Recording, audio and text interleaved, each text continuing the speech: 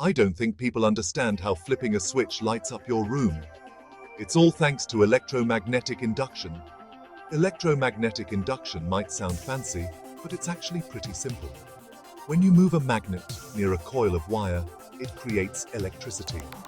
This was discovered by Michael Faraday in 1831. Imagine a flashlight with a crank handle. As you turn the crank, you're moving a magnet inside a coil, generating power to light the bulb. Now, think bigger. This principle powers huge generators in power plants, supplying electricity to entire cities. Fun fact, every time you use a blender or charge your phone, electromagnetic induction is at work. So next time you flip a switch, remember, it's all thanks to some nifty science discovered nearly 2 centuries ago. Pretty cool, right?